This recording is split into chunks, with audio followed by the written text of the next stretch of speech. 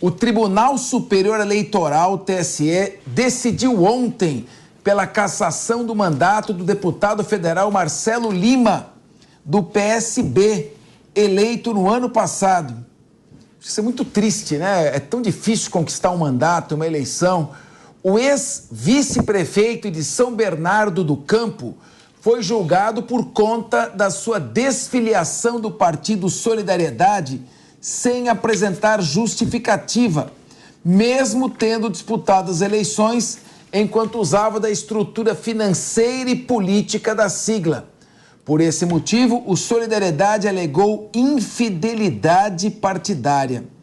Com essa decisão do TSE, o Tribunal Regional Eleitoral de São Paulo deverá fazer uma retotalização de votos para definir qual dos suplentes herdará a cadeira deixada por Marcelo Lima. Ao portal UOL, Paulinho da Força afirmou que assumirá o posto. Ele era deputado desde 2007, mas não foi eleito no pleito de 2022. Eu não posso começar um debate sobre isso sem chamar o Diego Tavares, que sabe tudo sobre São Bernardo do Campo. Diego, o que é isso? Que pena, não? A perda de um mandato no tapetão de quem venceu nas urnas sempre é muito triste.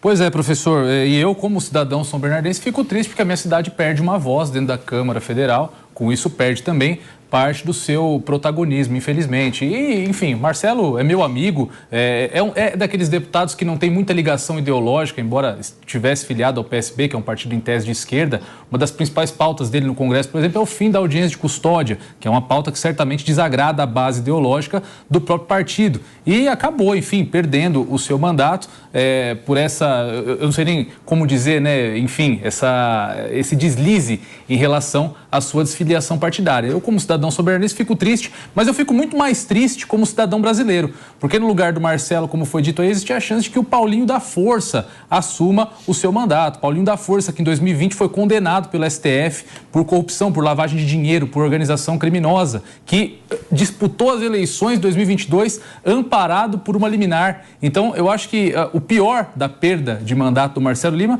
é essa possibilidade de que retorne ao cenário político nacional uma figura como o Paulinho da Força. Ô João Belucci, a questão aqui que se discute é você está fazendo uma pré-campanha junto a um partido, ou seja, promovendo o seu nome, e depois você sai sem dar satisfação ao partido. Como é que você vê essa questão? Realmente é complicada, Capês. A questão é que a gente vê que acaba...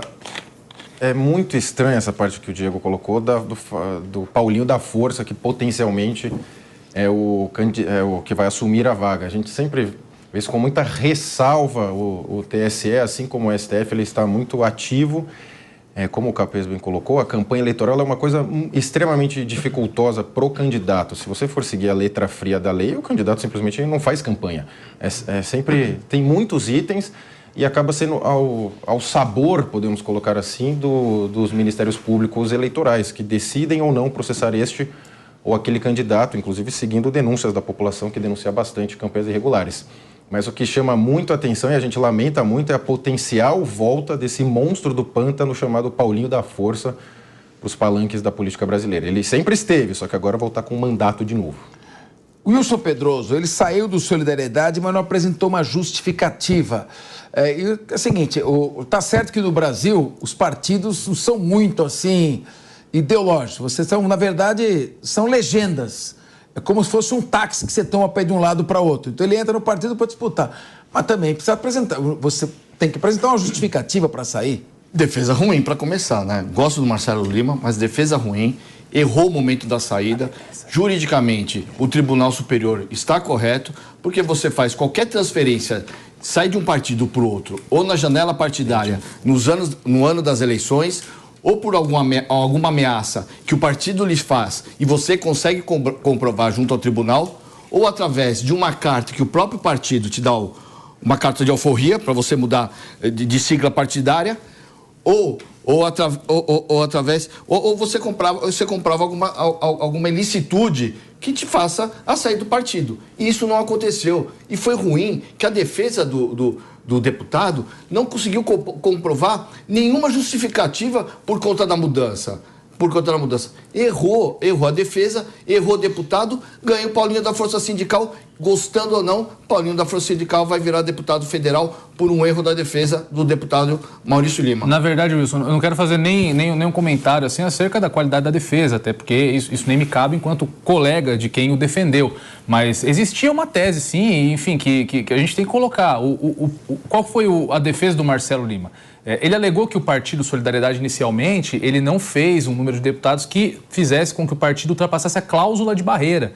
E, sem ultrapassar a cláusula de barreira, ele teria essa possibilidade de deixar o partido.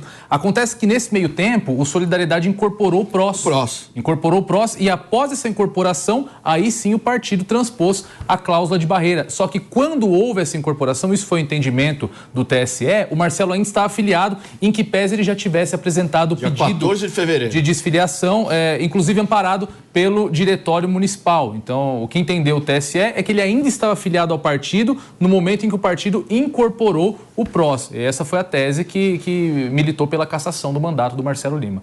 Ricamelo, mas não deveria se levar em conta a data em que ele pediu a desfiliação, o princípio da boa-fé. Quando ele pediu a desfiliação, o Solidariedade ainda não havia atingido a cláusula de barreira, ou cláusula de desempenho. E no momento que vai ser que ele efetiva a saída, ele já tinha feito a sua opção. Me parece aqui, eu respeitosamente vou discordar do TSE.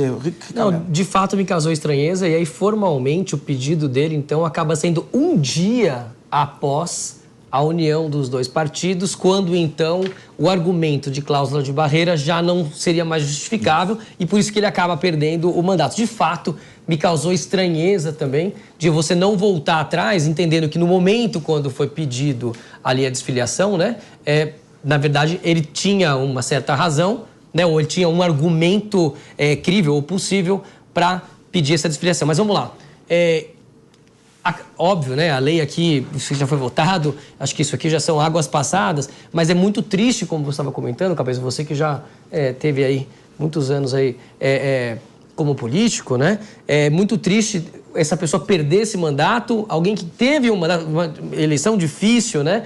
Perde o mandato para o Paulinho, que processos aí nas costas e que não foi eleito, de fato, pela população. A população não o escolheu para estar ali, né? Por um descuido, né? Por esse descuido, na verdade, de alguma coisa que ele poderia ter aventado que aconteceria lá no futuro, mas não conseguiu fazer isso. Então, é muito triste essa troca entre os dois políticos. Você quer falar? Por favor, só um ponto. E tem que ver também, caso Paulinho da Força assuma esse mandato, quanto tempo ele fica no mandato, né? Como eu disse, ele disputou eleições amparado por uma liminar, mas nos termos da nossa legislação vigente, o Paulinho da Força é ficha suja, ele está inelegível. Então, se essa liminar amanhã no STF cai, ele também perde o mandato, que é muito triste para a nossa política, né? E se algum conselho pode ser dado a políticos e gestores públicos, é o seguinte: se existem duas interpretações, pega sempre a que é pior para você, porque é essa que a justiça vai pegar.